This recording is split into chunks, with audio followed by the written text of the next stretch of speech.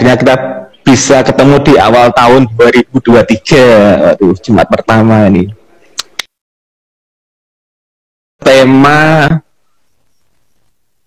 apa, Wim? Agak lemah.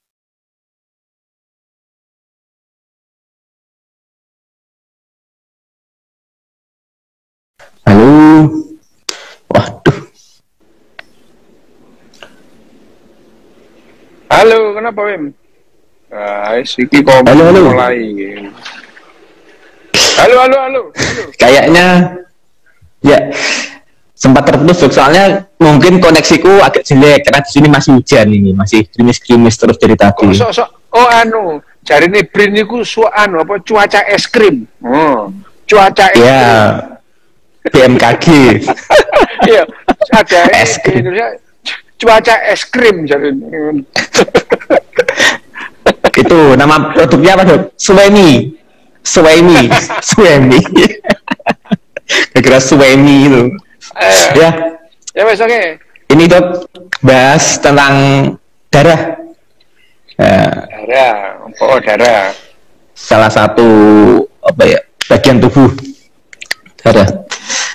Mungkin langsung aja, Dok, kembali ke kemarin, mungkin bahas sejarah, Dok. Ini kan kalau dokter ngecek kesehatan, cek penyakitnya itu kan salah satu indikator kan darah, cek darah. Nah, sebetulnya itu dari sejarahnya itu kapan sih, Dok, mungkin darah sebagai indikator kesehatan atau penyakit? Monggo, Dok, menjelaskan. Itu yang pertama, bahwa apakah darah itu indikator untuk penyakit, itu sebetulnya ide sejak lama, ya. Ini sejak lama. Jadi yang namanya Hippocrates itu. Yang pertama Hippocrates. Hippocrates itu orang yang namanya terkenal itu di dunia kedokteran. Kalau dokter disumpah-sumpahi gitu ya. Jancuk kan disumpah-sumpahi. Kalau dokter disumpah-sumpahi itu, sumpah dokter itu berdasarkan adalah sumpah Hippocrates. Sumpah dokter itu adalah janji dokter itu aku lulus itu sumpah Hippocrates Oath itu terkenal lah, itu Hippocrates itu. Dia meletakkan dasar-dasar kedokteran modern, istilahnya bahwa yang namanya kalau orang sakit itu yang sakit dia badannya, bukan karena ada jin penunggu pohon cipluan apa-apa gitu, enggak gitu. Pokoknya kalau orang sakit itu yang sakit dia badannya orang itu. Jadi setiap sakit itu ada yang nggak beres dengan badannya orang itu Hippocrates itu meletakkan dasar-dasar kedokteran modern gitu ya. Jadi Hippocrates itu adalah termasuk orang yang pertama, kalau kita sakit itu bukan karena gendruwo nang wit sibukan iku ngamuk apa-apa, bukan gitu ya, bukan. Jadi kalau seseorang itu sakit itu ada sesuatu yang tidak beres dalam tubuhnya gitu. Tapi itu Hippocrates itu hidupnya itu ya sebelum Masehi gitu ya. Itu tapi dia pikirannya modern gitu ya. Bahwa itu hanya saja yang namanya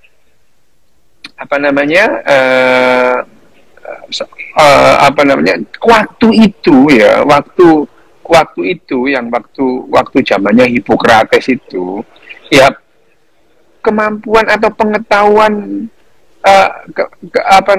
pengetahuan manusia mengenai tubuhnya atau bahkan biologi ya tidak seperti sekarang gitu ya. Tidak seperti sekarang. Kenapa gitu ya? Kalau sekarang kita mengatakan ya, sekarang kita tahu ada pembuluh darah gitu ya. Ada darah gitu. Hippocrates belum tahu gitu. Hippocrates itu enggak tahu gitu. Ya, Pak. Nah, Hippocrates ngarang, podo ya. Jadi Hippocrates itu lepas dari satu keyakinan, menciptakan keyakinan baru gitu. Keyakinan itu. Jadi kedokteran itu pada awalnya emang keyakinan. Ratusan tahun kedokteran itu ratusan tahun itu berpegang pada keyakinan itu. Berarti pada atas dasar keyakinan. Keyakinan siapa? Keyakinannya dokter gitu ya. Nah, baru terakhir setelah ilmu berkembang, ilmu kedokteran itu harus berdasarkan bukti, evidence based, berdasarkan bukti gitu. Tapi sampai sekarang ini dokter-dokter Indonesia itu juga tetap keyakinan yang dipegang gitu ya. Oh, ini berkat rahmat bola sopo gitu ya, itu tetap itu dipegang ya. Karena ya wajar itu ya, lumrah kalau dokter itu tidak bisa melepaskan keyakinan, karena kedokteran itu berakar pada keyakinan. Kembali ke yang namanya Hippocrates tadi. Hippocrates itu tidak lagi dia itu berpegang pada kalau ada orang sakit itu karena gendruwo marah lah, karena setan yang ada masuk dalam tubuhnya lah gitu. Enggak itu. Hippocrates itu kalau nggak salah ya, kok cek kan 460 sampai 370 sebelum Masehi hidupnya itu ya. Kalau nggak salah ya, coba hidup dia itu lahir 460 sebelum Masehi, mati 370 sebelum Masehi itu. Nggak salah, ceken itu ya. Ya itu Hippocrates. Nah, itu sebelum Masehi, bahwa dia itu sudah berpikir bahwa kalau ada orang sakit itu yang nggak beres itu tubuhnya, ada sesuatu yang nggak beres pada tubuhnya, itu adalah Hippocrates yang mencetuskan gitu ya. Tetapi meskipun dia itu melepaskan keyakinan kepada tahayul, dia membuat tahayul baru gitu ya. Meskipun tahayul baru itu dia ngarang mengenai misalnya salah satunya adalah salah satunya itu adalah ada Mbak Ida Amal itu Mbak Ida Amal itu Mbak Ida Mbak Ida itu istrinya Pak Amal Al-Ghazali gitu ya, Al-Ghazali gitu ya. Ngarang salah ya, Al-Ghazali Al-Ghazali. Nah gitu ya. Nah, Hippocrates itu dia membuat ya sebetulnya ya, tapi ngarangnya itu bukan berdasarkan karena takhayul, enggak itu ya, tapi Al-Ghazali sampai Al-Ghazali itu Hippocrates itu ya, Hippocrates itu menyatakan bahwa kesehatan manusia itu didasarkan atas ini keseimbangan empat cairan empat cairan ada yang namanya, ini adalah sistem humor gitu ya, sistem humor. Jadi humor itu cairan gitu ya. Oh mas, kowe ndak main Mbak Ida, kowe ndak main Twitter, jadi tidak ada pemuda idaman itu yang ngaku-ngaku langsing itu, padahal langsung gitu ya. Itu nah ini yang namanya Hippocrates sendiri pertama kali yang orang yang mencetuskan sistem humor itu dalam tubuh kita ada 4 humor, ada 4 cairan itu. 4 cairan apa saja? Cairan warna merah, cairan warna kuning, terus cairan keputih-putihan itu ya, warnanya putih, dan cairan hitam. Itu yang mencetuskan adalah Hippocrates itu. Hippocrates sistem humor itu dipertegas lagi oleh Galenius itu ya, Galen itu ya. Karena itu terbawa sampai lama itu. Nah, ya, Galen itu keyakinan terhadap sistem humor itu dipegang lama. Yang pertama dicetuskan oleh Hippocrates, kemudian dipertegas, pakai teori macam-macam itu oleh namanya Galenius ya, orang dari Pergamon gitu ya, Galenius. Kalau Galenius itu lahir tahun 129, mati tahun 199 Masehi gitu ya. Itu Masehi kalau Galen gitu ya. Ini di zaman Kekaisaran Romawi dia itu hidup. Dia lahir, nggak salah yo, 129, mati 199 itu. Jadi umurnya itu 70 tahun orang ini mati ya. Nah, Galen ini menjelaskan yang namanya Oh, dia mengatakan kalau penyakit ini gangguannya adalah pada pada darah cairan yang berwarna merah gitu. Kalau misalnya tumor gitu itu cairan hitamnya ada masuk ke dalam benjolan itu galen itu. Jadi yang disebut cairan merah itu namanya sanguin gitu ya. Sanguin itu merah gitu. Terus cairan yang kuning itu cairan kuning itu cairan empedu itu disebut kole itu ya. Itu ada lagi yang cairan yang hitam itu.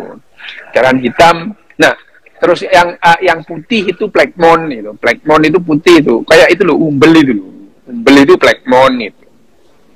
Terus kemudian ada yang namanya, nah, ini juga yang kemudian sampai sekarang itu kan kamu tahu ada sifatnya manusia itu, tahu nggak? Itu sanguin.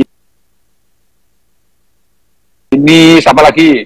Koleri gitu. Ya, itu berdasarkan sebetulnya berdasarkan ini karena ada 4 cairan ini loh itu ya. Sanguin, kolerik, plekmatis itu ya. Itu kan oleh itu yang mulia para motivator itu. Ini ya itu sejak zaman sebelum Masehi itu sudah ada gitu ya. Sudah ada. Gara-gara siapa? Ya gara-gara siapa namanya? Hippocrates dan Gal ini. Kenapa kok kita itu akhirnya berpegang, Pak? Akhirnya siapa yang akhirnya membongkar kegoblokan kita? Loh, itu dipegang lama itu ya. Dipegang lama itu ya, sistem humor itu. Bahkan ada seorang itu ya, yang ngarang cairannya enggak bener gitu. Ini kenapa akhirnya cairannya itu enggak bener gitu ya? Cairannya itu enggak bener. Gini, tahun 1533 gitu ya. Tahun 1533 itu abad ke-16, bayangin itu. Itu 16 abad itu ya. Yang namanya sistem humor itu dipegang oleh manusia gitu. Dokter-dokter seluruh dunia itu berpegang pada itu. Tidak terkecuali bapak kedokteran dunia yang namanya Ibnu Sina. Ini juga ikut kegoblokan ini gitu ya. Jadi Ibnu Sina itu juga berpegang pada bahwa tubuh kita itu dikendalikan oleh 4 cairan. Hitam, merah, kuning, dan putih tadi gitu ya. Nah, itu jadi apa? Ya memang Ibnu Sina juga keren gitu ya. Tapi ya tetap aja ikut kegoblokan itu karena dia yang ngikuti keyakinan dan dia tidak menemukan sesuatu yang aneh dengan logika pendahulunya itu. Nah, masalahnya baru terungkap 16 abad ya. 1533 di Brussel itu ada seorang mahasiswa yang bernama Andreas Vesalius itu ya. 1533 itu, tahun 1533. Mahasiswa Vesalius ini. Dia datang dari mana? Dari Brussel, dia datang ke Universitas Paris itu. Paris, Universitas di Paris ya, ke sekolah Paris itu ya. Yang sekarang yang namanya kalau sekarang itu namanya Sorbonne itu ya. Sing biasa aku ngopi nang sebelah itu ya itu. Sorbonne itu. Vesalius ini sebetulnya itu pendukung Galen gitu. Pendukung Galen dan Hippocrates itu ya. Nah, sebetulnya Vesalius ini kedatang ke Paris itu pengen belajar anatomi gitu. Nah, ya, pengen belajar anatomi gitu. Nah, tapi dia datang ke Paris tapi ternyata mereka itu kalau belajar anatomi cuma diedel-edel ngentok ya. Cuma diedel-edel gitu. Terus kemudian habis gitu setelah diedel-edel terus kemudian dia Ya sudah gitu aja. Disebutkan ini apa namanya, ini otot perut itu otot perut. Habis itu digeledak no gitu ya. Nah, Vesalius ini terus kemudian dia mencoba itu ya, mencoba menggambar sendiri anatomi gitu ya, yang anatomi gitu. Nah, Vesalius itu sebetulnya bapak anatomi gitu ya. Dia mencari orang-orang yang mati di tiang gantungan, gitu ya. Terus kemudian dibuka kulitnya, terus kemudian digambar ototnya, gitu ya. Mulai digambar pembuluh darahnya, gitu. Dan dia menunjukkan kepada dokter-dokter. Wah, dokter-dokter itu seneng lihat itu Vesalius itu ya. Vesalius ini mendukung banget itu, mendukung banget terhadap teori-teorinya Galen dan Hippocrates, ya termasuk teorinya teorinya si Ibnu Sina itu. Ibnu Sina ini bapak kedokteran, dia bahwa Ibnu Sina itu ide-idenya itu adalah ide kedokteran modern. Iya benar, itu betul itu. Tapi dia juga mengimani keyakinan gitu. Karena dia tidak bisa menemukan bukti atas keyakinan. Jadi dia tidak menemukan bukti yang apakah Ibnu Sina nggak belajar anatomi? Ya belajar gitu. Tapi anatominya yang ngikuti anatomi lama. Mungkin ya barangkali juga gitu ya. Barangkali juga di zamannya Ibnu Sina bedah mayat itu tabu gitu ya, nggak boleh ya, mayat-mayat dihormati gitu. Nah, Vesalius di Paris waktu itu menemukan ya banyak mayat-mayat bergelimpangan karena digantung gitu ya. Ya kayak karena digantung gitu. Karena digantung, mayat-mayat yang digantung itu dibedah sama dia gitu ya. Ya, dibedah itu terus gambarin satu persatu gitu. Nah ya akhirnya dia menemukan gambar yang ini loh otot tricep itu, otot terus kemudian rectus abdominis gitu ya, dibuat sama Vesalius. Bahkan Vesalius itu menggambar pembuluh darah gitu. Sebetulnya Vesalius itu punya ambisi ya, untuk ambisi itu ya. Ibnu Sina melakukan operasi sesar, enggak lah, itu masih jauh itu ya, enggak itu. Enggak, itu pembuluh darah aja belum paham mau gitu ya. Operasi sesar itu barusan gitu ya. Wah, itu operasi sesar bukanlah Ibnu Sina itu. Ya itu isu bahwa Ibnu Sina pernah mengeluarkan bayi itu. Iya, tapi operasi sesar itu tidak hanya sekedar operasi mengeluarkan bayi dari uterus yang robek gitu, bukan gitu ya. Ini ya, sekarang balik lagi itu. Nah, si yang namanya Vesalius itu sebetulnya dia punya ambisi gitu ya. Dia itu punya ambisi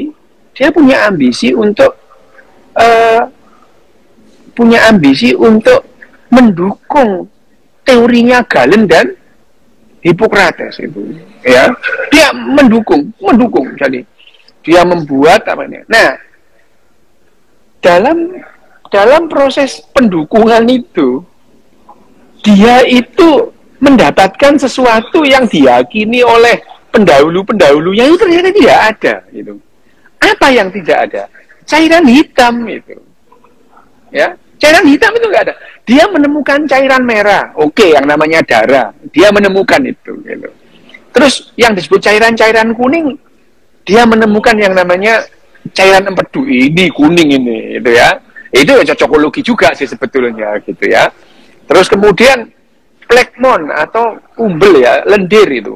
Dalam tubuh itu ada yang namanya lendir itu adalah namanya pembuluh limfe itu. Ada itu.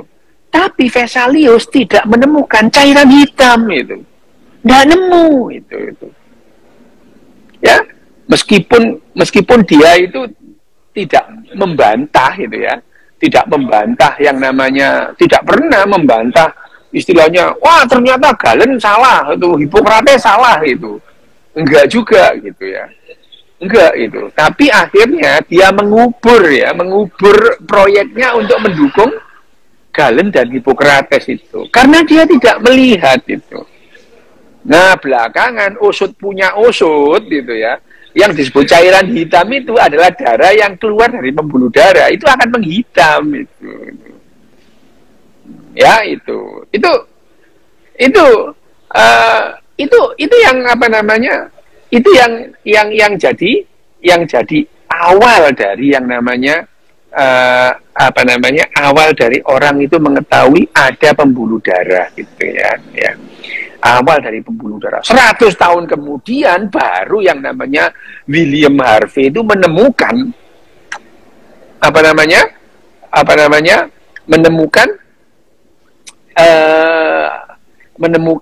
namanya aliran atau sirkulasi darah. Darah itu dipompa gitu ya, dipompa dari jantung gitu. Nah, jadi sebetulnya bahwa keyakinan bahwa tubuh kita itu dikendalikan oleh keseimbangan 4 humor itu jelas salah gitu. Jelas salah, karena dia tidak ada, cairan hitam itu tidak ada. Cairan hitam itu ya cairan merah itu gitu ya. Tapi itu cocokologi, karena ya sebetulnya apa namanya Galen dan Hippocrates juga tidak mengatakan yang merah itu darah gitu, ya enggak gitu ya. Dan akhirnya pada abad ke-17 baru ditemukan sistem peredaran darah. Nah, itu benar, itu bekam itu. Bekam itu mengeluarkan cairan hitam, itu benar gitu. Karena dibekam cairannya jadi hitam. Nah, cairan hitam itu enggak ada. Cairan hitam dan merah itu ya sama, ya darah itu gitu. Itu ya itu. Nah, itu tapi ya memang ya Pak, ya wajar sih karena mereka itu tidak, itu pengetahuan awal, cuman sekali lagi itu didasarkan keyakinan. Yang mencetuskan siapa? Hippocrates. Galen sama yang namanya Ibnu Sina ini ngekor gitu, meskipun ya dengan penjelasan ilmiah gitu ya, nggak apa-apa gitu ya. Itu adalah mereka itu sangat berjasa gitu, sangat berjasa akan dunia kedokteran gitu. Nggak apa-apa gitu. Ya tapi kita ya kalau memang salah ya kita bilang salah, mereka salah gitu ya. Loh, saya tidak, ya bukan lantas saya tidak menghormati Hippocrates atau Ibnu Sina, enggak gitu. Itu adalah pendahulu. Tapi kalau mengatakan mereka hebat, ya hebat, tapi banyak yang salah pengetahuannya. Kenapa? Ya mereka belum tahu aja gitu ya, nggak ada gitu ya. Jadi itu yang apa? Itu yang perlu diluruskan. Bahwa Ibnu Sina hebat, iya. Ibnu Sina pinter, gitu. Zamannya nggak ada tandingannya. Menteri Kesehatan pinter gitu ya. Tapi banyak yang Ibnu Sina belum tahu. Ibnu Sina itu belum tahu peredaran darah, gitu. Belum tahu, gitu. Belum tahu. Gitu. Karena apa namanya? Kalau kemudian sirkulasi darah yang menemukan siapa? Yang menemukan William Harvey gitu. Atas apa? Atas gambar-gambar yang dibuat oleh Vesalius gitu. Sebelumnya itu tidak nemu itu pembuluh darah, tidak kenal. Jadi bagi orang-orang itu darah itu seperti ya apa namanya, tumpah di dalam kapas itu. Tubuh kita kapas terus ada pembuluh, ada darah di situ. Jadi nggak ngerti ada selang-selang yang menghubungkan dari jantung ke seluruh tubuh, itu tidak ada gitu. Nah, bayangin aja ya. Kesulitannya waktu itu bagaimana orang itu mau mengobati orang sakit gitu. Ya susah gitu. Kenapa? Ya sistem peredaran darahnya nggak paham itu ya. Hambatannya apa? Ya keyakinan sih, memang keyakinan itu susah dihilangin gitu. Keyakinan itu susah dihilangkan ya nggak apa-apa, tapi pelan-pelan tapi pasti gitu ya. Akhirnya yang namanya kedokteran itu lepas dari yang namanya keyakinan gitu. Kedokteran itu ya. Nah, bahkan kedokteran saat ini itu harus berdasarkan bukti gitu ya. Ya, bukti atau evidence base gitu, evidence base. Jadi kalau misalkan obat ini mujarab enggak?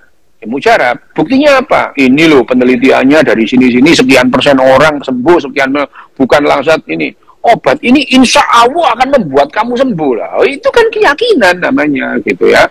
Itu keyakinan. Misalkan obat itu, misalkan sekarang obat paracetamol, bahan aktifnya apa gitu ya. Dosisnya berapa? Itu sudah berdasarkan bukti evidence base ya. Paracetamol kerjanya di mana? Paracetamol kerjanya bagaimana? Paracetamol itu ngeblok supaya asam arachidonat itu tidak memproduksi 4 derivatnya. 4 derivatnya itu apa aja? Apa namanya? Siklooksigenase 1, siklooksigenase 2, serotonin, albumin diblok gitu ya. Begitu diblok dia nggak radang, nggak panas gitu. Dosisnya berapa? 30 sampai 50 mg per kilogram berat badan per hari gitu. Diberikan berapa kali? 3 sampai 5 kali. Loh, itu berdasarkan bukti gitu ya.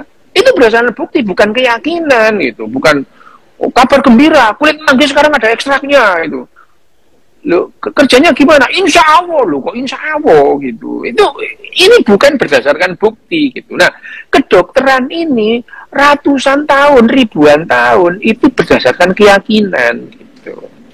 Hanya saja 100 tahun terakhir, 1 abad ini berdasarkan bukti gitu. Ya, jadi termasuk darah tadi. Jadi bagaimana yang namanya darah itu akhirnya dipelajari gitu ya. Dipelajari, terus kemudian pelan-pelan orang akhirnya tahu, oh darah itu begini toh. Ternyata cairan yang ada dalam tubuh yang kuning dan merah itu terpisah dan nggak ada hubungannya gitu.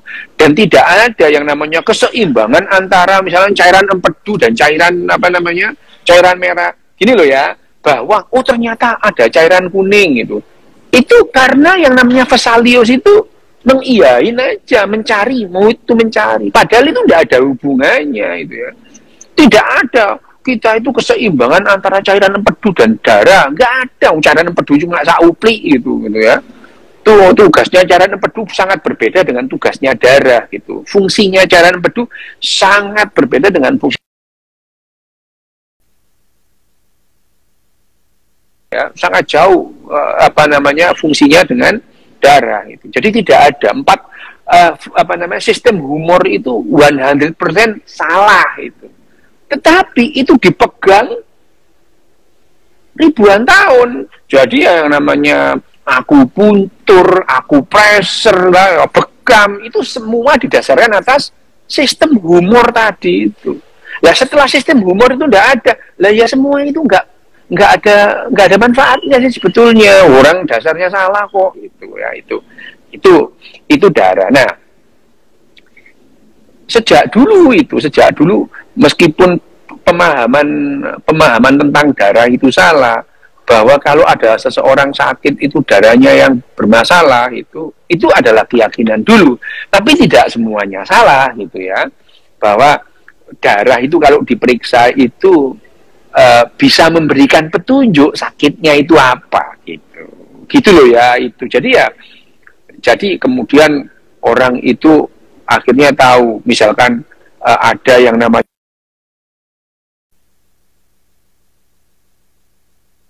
kadar hemoglobin yang normal berapa, kalau hemoglobinnya rendah itu kira-kira kenapa gitu. Itu adalah petunjuk itu, dan itu pengetahuan itu ditumpuk ratusan tahun gitu ya, ratusan tahun sampai akhirnya kita sekarang misalnya kalau kita lihat itu ya, darah gitu, kadar gulanya berapa gitu. Nah, itu pengetahuan sejak lama bahwa yang namanya ternyata dalam tubuh kita itu perlu yang namanya glukosa gitu. Nah, glukosa dalam tubuh kita itu kurang gitu. Kalau misalnya kadar glukosa dalam darah kita itu kurang dari 60 misalnya, atau kurang dari 80, itu indikasi bahwa tubuh kita kekurangan glukosa. Itu indikator gitu ya.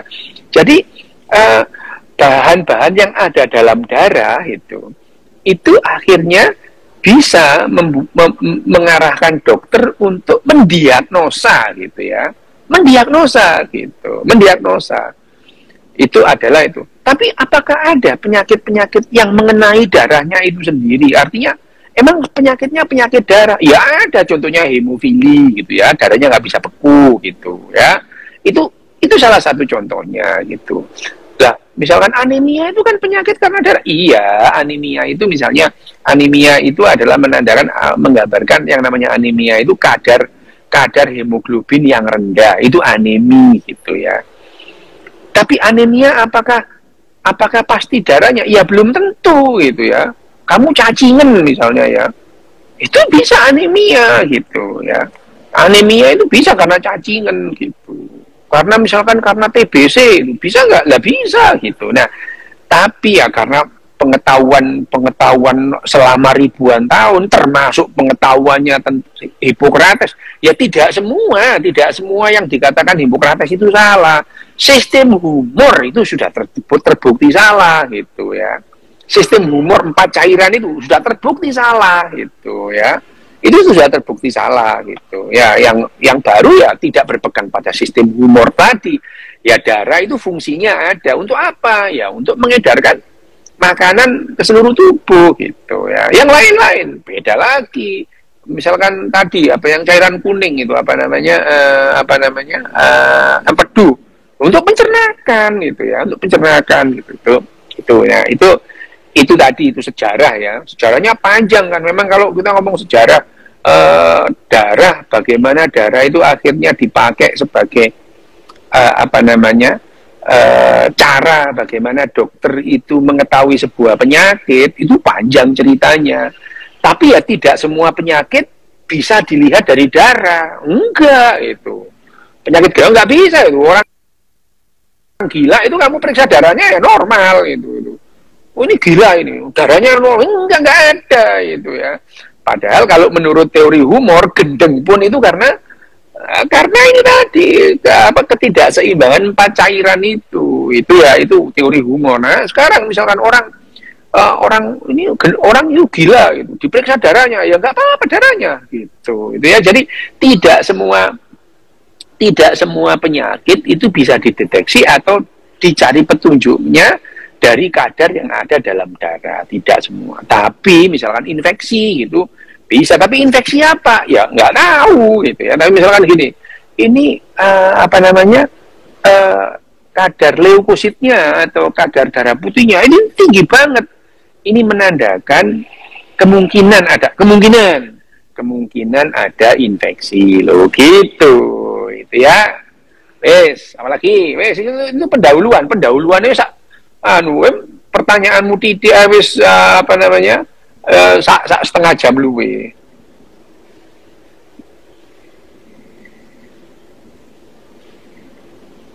Nah, apa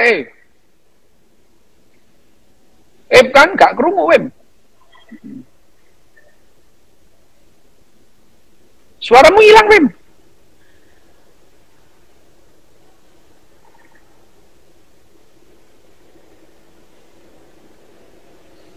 halo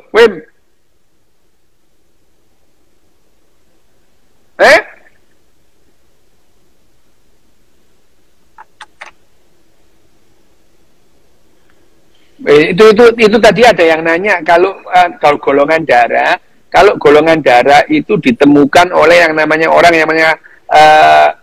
Karl Landsteiner itu tahun 1900 lu bayangin aja itu. Baru tahun 1900 kita tahu ada yang golongan darah 0A, AB itu ya.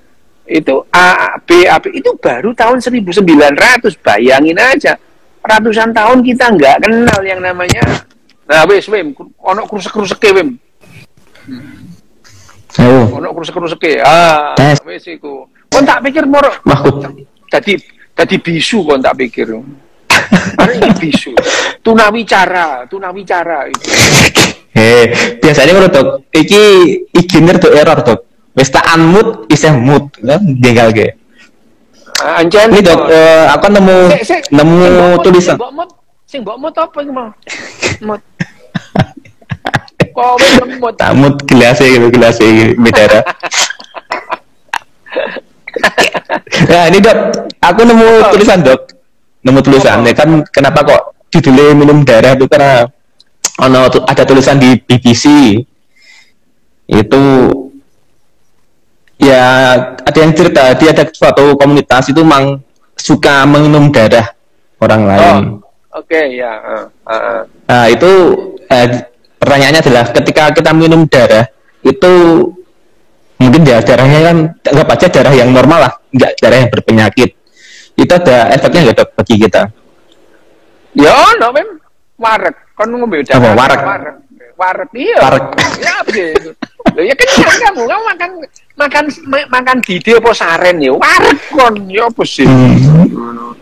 Cuman gini loh ya. emang geblek orang-orang ini ya. Tapi gini loh, darah misalkan, darah itu kalau kita telan itu, darah itu kalau ditelan itu berbahaya enggak? Lah ya berbahaya kalau infeksi, kalau apa namanya, ya sama dengan daging gitu ya. Daging itu kalau dia itu misalkan terinfeksi atau mengandung cacing itu ya, antraks, cacing pita misalnya, itu ya berbahaya bagi kita gitu. Cacing pita itu ya bukan hanya babi, sapi itu cacing pitanya lebih berbahaya gitu. Sapi itu Taenia saginata, bahkan yang namanya wedus itu cacing pitanya itu paling bahaya, itu cacing pita wedus yang namanya Diphyllobothrium latum itu paling bahaya gitu. Jadi ya kamu makan wedus itu sama makan babi, kalau urusan cacing pita ya sama gitu ya. Sama. Sekarang kita sekarang kembali ke darah gitu.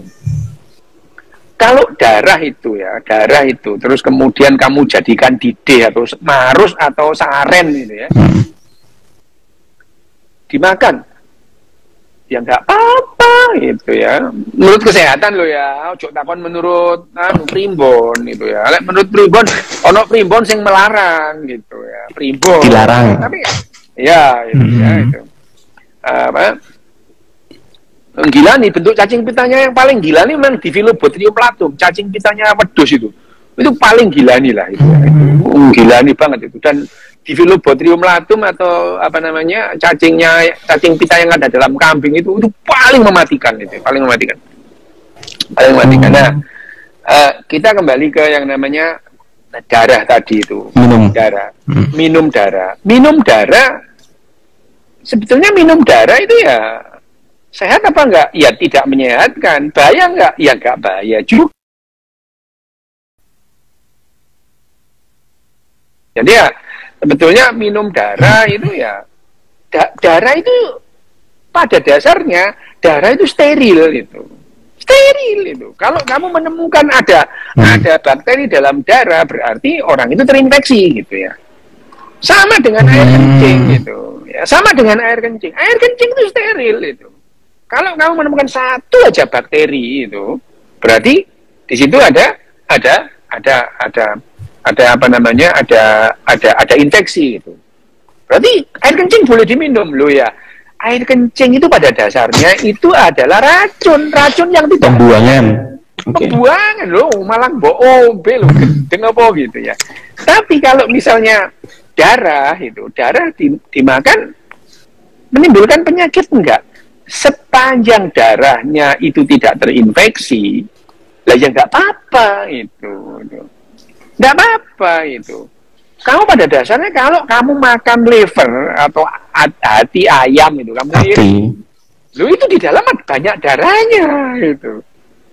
Gitu, gitu kamu ya, misalkan kamu itu misalkan ini apa hatinya ayam itu. Lihat di dalam hatinya ayam itu kan banyak darahnya. Itu kan kamu nggak bisa mengusir darahnya keluar. Woi, gede, betua, woi, itu nggak bisa gitu ya itu. Jadi pada dasarnya kalau kamu makan hati ayam itu, lah kamu ya makan darah ayam. Kalau kamu makan limpone apa jenenge, limpone wedhus apa limpanya sapi, lah kamu makan sapi juga gitu ya itu. Ya darah kan haram lah, iya di kitab suci memang disebutkan haram gitu. Tapi kan aku nggak berpegang pada kitab suci, aku berpegang pada kesehatan gitu ya. Kesehatan, oke. Ya itu, jadi ya terserah gitu. Pernah nggak makan darah? Ya sering aku gitu, enak soalnya didih gitu, nggak apa-apa. Nggak apa-apa. Tapi dok, paling enak didih ya, pertanyaan sih, paling enak darah mana dok? Darah apa dok paling enak? Apa? Paling enak darah apa? Paling enak gini Wim, aku itu cuma nyoba-nyoba dok ya, nyoba-nyoba gitu ya. Karena bener, karena awalnya coba-coba, terus ketagihan. Alergi gitu, alergi aku ini, alergi. Jadi didihnya ayam jelas alergi, didihnya sapi tuh aku pernah nggak alergi gitu. Tapi akhir-akhir gatel juga gitu ya. Akhir-akhir ya, itu. Tapi kalau perkara enak-enakan gitu, menurutku ya, yang paling enak memang sarenya sapi sih gitu ya. Di antara sekian banyak itu sarenya sapi paling enak itu ya, paling enak. Menurutku loh ya, menurutmu ya, gitu ya, menurutku. Yang namanya enak itu kan relatif, subjektif. Nah, kembali lagi kalau darah misalnya darah masih seger gitu, lah apa bedanya darah seger sama darah beku? Gak ada bedanya gitu. Nggak ada bedanya. Hanya saja ritual itu ya, ritual hati aku juga alergi ya mbak, itu nggak bisa itu. Itu karena purinnya tinggi ya. Darah Mas Kowe arek iki gendeng, arek iki dikon jajal darah Kowe. Arek iki gendeng wem itu bekti 29. Ngene arek itu. Oh, ini ngawur arek iku ngene. Nah, sekarang gini ya, kalau misalnya balik lagi ya, kita darah. Kalau darah, apa pertanyaanmu mau wem? Darah segar dengan darah mateng enak mana? Loh, ya tergantung suka-suka apa gitu. Tapi gini loh, pada dasarnya orang-orang yang pada dasarnya semua itu ya, semua ada kebiasaan meminum darah itu. Itu enggak darahnya semua diminum, tapi sedikit itu, sedikit aja supaya orang itu mau habis membunuh, misalnya membunuh musuhnya itu ya, membunuh musuhnya itu darahnya disedot dikit dalam rangka apa? Supaya dia tidak dihantui oleh orang itu gitu. Jadi ritual-ritual misalkan apa namanya orang Indian gitu ya, orang Indian tertentu, tidak semua Indian itu ya, orang Indian tertentu kalau dia terus kemudian harus memakan atau meminum darahnya itu dalam rangka itu, mereka punya keyakinan kalau dia sudah meminum darahnya itu dia tidak dihantui oleh arwahnya si orang yang mati ngejar-ngejar atau penasaran gitu, enggak gitu. Tapi ya mereka tidak apa namanya, tidak terus minum akeh itu, sak liter di ngombe kabeh kok ngombe bir ya, enggak gitu. Enggak, sedikit aja pokoknya sebagai apa namanya, sebagai ya syarat ya itu. Klenik, iyalah klenik semua itu yang pokoknya yang nggak ada itu ya klenik, semua hantu dan kebalikan hantu ya sama kleniknya gitu. Oke. Tapi dok, kalau kita melihat sejarah awal manusia itu kan katanya manusia kan makannya sumsum tulang belakang hewan kan? Sumsum bukan sumsum tulang belakang, sumsum. Sumsum. Nah, apakah pernah dok, manusia juga mengkonsumsi darah hewan? Kalau belum pernah ya? Enggak lah, gini loh. Kenapa kok dalam waktu rentang jutaan tahun manusia itu hanya bisa mengkonsumsi sumsumnya itu? Karena ya binatang-binatang besar itu nggak bisa dikejar oleh manusia sebelum manusia itu bisa punya anak panah, punya lembing gitu. Senjata. Ya nggak bisa, kamu coba aja kamu manusia zaman dulu dia nggak punya panah, nggak punya lembing, terus misalnya ngejar kambing, banteran kambing larinya kok gitu loh. Gimana dapatnya? Nggak bisa gitu. Mau ngejar kijang, yuk nggak bisa gitu. Kijang itu adalah mangsa dari binatang-binatang lain, misalnya harimau atau singa gitu. Nah, setelah dimakan harimau, ditinggal oleh harimau, mereka itu diroyok oleh pemakan bangkai yang lain, siapa misalnya hyena gitu. Manusia itu deket-deket hyena ya cantik ya wedi gitu ya itu. Ya, setelah tinggal sisa-sisanya itu ya, tinggal sisa-sisanya barulah ya baru terus manusia itu leles golek itu balungnya ditutup pecah dulu ada itu ya. Akhirnya selama jutaan, hampir ratusan ribu tahun manusia itu hanya mengkonsumsi sumsum binatang-binatang besar itu, hanya sumsumnya yang dikonsumsi. Nah, tapi manusia mengkonsumsi sumsum binatang itu membuat otaknya lebih berkembang gitu. Di samping makan seafood kerang gitu. Berkembang gitu, makin cerdas gitu ya, makin inovatif, mereka membuatlah anak panah baru itu. Manusia itu dari, kalau di dalam rantai makanan itu dia kelas mediocre, akhirnya itu dia pemuncak rantai makanan. Wah, ada yang nggak dimakan manusia, semua dimakan, mulai binatang, tumbuhan, jamur, bakteri dimakan semua sama manusia itu. Setelah manusia mempunyai alat untuk itu, gitu. Dan tapi otak kita berkembang di awal itu karena sumsum tadi itu. Jadi dari semua lemak binatang yang paling aman atau paling sehat untuk kita sampai saat ini adalah sumsum alias sekengkel ya. Kamu makan sekengkel nggak apa-apa itu. Meskipun mentah dok ya? Lu nggak apa-apa mentah, nggak asal nggak infeksi aja itu ya itu. Oke dok. Terus ini dok, ada lagi juga pengobatan PRP dok. Apa itu? Gimana? PRP. Apa PRP? Apa dok? PRP itu singkatannya platelet rich plasma. Platelet rich plasma. Jadi itu ada namanya sama dengan PRC gitu. Jadi itu platelet itu apa? Platelet itu adalah trombosit itu. Misalnya orang yang demam berdarah gitu. Trombositnya rendah. Nah, itu diberi PRC tadi itu, PRP, ya, platelet rich itu diberikan supaya apa? Supaya trombositnya naik gitu. Naik. Kalau trombositnya turun gitu, ya diberi trombosit gitu. Itu namanya transfusi. Kalau ada yang namanya transfusi whole blood, darah dimasukkan itu ya. Darah dimasukkan itu. Sumsum itu kolesterol, iya, tapi tidak semua kolesterol itu tidak boleh dimakan, gitu, tidak apa-apa, gitu ya. Lagian itu loh, makan sumsum itu paling banyak berapa sih? Beda dengan makan sate. Makan sate itu bisa bertusuk-tusuk, gitu ya. Sumsum itu paling beberapa, gitu, karena sulit kita mendapatkan sumsum itu. Coba Mbak Ida itu pergi ke pasar swalayan atau supermarket. Yang jual sumsum itu paling ya kalau di Indonesia itu Rans Market gitu.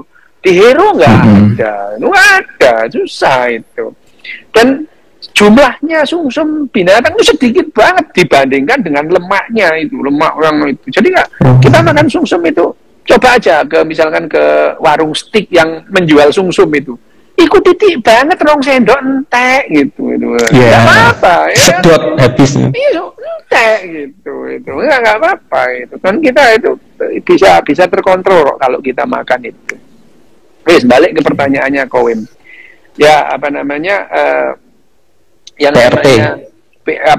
PRP itu adalah jenis dari yang namanya transfusi. Transfusi itu ada yang namanya transfusi whole blood gitu ya. Whole blood gitu ya, itu hanya pembuluh darahnya semua dikasihkan gitu. Ada yang namanya PRC tadi, PRC itu hanya diambil sel darah merahnya saja ya. Setelah dimasukkan supaya apa? Supaya hemoglobinnya cepat naik. Yang punya kamu tadi PRP itu platelet rich itu trombositnya tinggi untuk menaikkan trombosit gitu. Jadi sekarang itu yang namanya transfusi itu tidak lantas semua darah dimasukkan, ya diinfuskan itu. Kalau ada yang perlu sedikit-sedikit ya itu aja yang diberikan gitu. Yes. Oke. Tapi kan di artikel ini dok, PRP itu maksudnya ke terapi ya dok? Benar ya? Lah ya. Terapi namanya transfusi itu ya terapi juga. Misalnya yang namanya orang anemia, terapinya apa? Terapinya ya transfusi darah. Ngono lho terapi. Gini loh, yang namanya terapi itu tindakan untuk mengatasi sebuah kesakitan. Itu namanya terapi gitu. Sama aja. Terapi dengan meditasi gitu misalnya. Sing mbok terapi penyakit apa gitu. Misalnya ini kita meditasi terapi opo gitu. Yang diterapi itu apanya gitu. Jadi yang namanya terapi itu adalah mengobati sakit gitu ya. Misalkan hipnoterapi itu, terapi dengan hipnotis. Lu penyakit opo sih mbok tambah niku lho opo gitu ya. Jadi yang namanya terapi itu adalah untuk mengatasi sebuah gangguan atau penyakit. Ya misalkan PRP tadi itu ya, PRP. Terapi untuk apa? Untuk trombositopeni pada saat trombositnya itu rendah dikasih PRP tadi gitu. Hemoglobinnya rendah, HB-nya rendah dikasih PRC supaya apa? Supaya hemoglobinnya naik. Ngono ya gitu. Oke, Dok. Terus ini, Dok, kan ada juga namanya kanker darah, Dok. Oh ya, itu kanker darah ya. Itu udah ada pengobatannya, Dok? Ya ada banyak. Nah, terutama di Semarang. Di Semarang itu ada seorang apa namanya ahli kanker darah untuk anak juga apa namanya. Nah, itu tuh bagus di Semarang itu ya. Banyak itu yang banyak yang selamat itu yang namanya leukemia itu ya. Leukemia itu jenisnya banyak yang namanya akut limfoblastik leukemia, ada kronik limfoblastik leukemia, ada yang akut myelositik leukemia, ada yang namanya akut myeloblastik, banyak lah bentuknya leukemia itu ya. Jadi yang namanya kanker darah itu tidak hanya satu, sekali lagi ya gitu. Jadi kanker itu banyak, misalnya kanker otak itu ya banyak. Masing-masing kanker itu juga pengobatannya berbeda-beda. Misalnya itu di Semarang itu ada namanya Profesor Sumantri. Profesor Sumantri itu ya, Profesor Sumantri itu dia memang apa namanya, dia bagus dia. Ya. Di Jogja misalkan Profesor Sutaryo itu ya, Profesor Taryo itu dia juga ahli hematologi anak itu, ahli kanker pada anak-anak gitu. Itu, nah, jadi apakah sudah ada obatnya? Sudah obatnya, sudah ada itu. Jadi kalau kita sakit itu ya ke dokter, jangan ke tukang tambal ban, yo. Dikit nitrogen kan, suntik nitrogen, Dok. Oke. Ini ada yang tanya, Dok.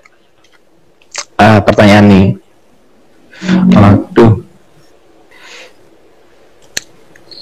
Yang tanya soal dokter di Bali, Dok. Psikiater terbaik di Bali siapa, Dok? Ada yang tanya. Yo gak kenal, di sana banyak itu. Mungkin dia tanya rekomendasi, Dok. Mungkin itu ya. Profesor Sumantri memang masih sugeng ya. Coba cari sendiri itu. Masih ada apa enggak? Nah, memangnya saya itu Dukcapil apa tahu Profesor Sumantri sudah meninggal apa enggak itu. Lah perasaanmu aku Dukcapil.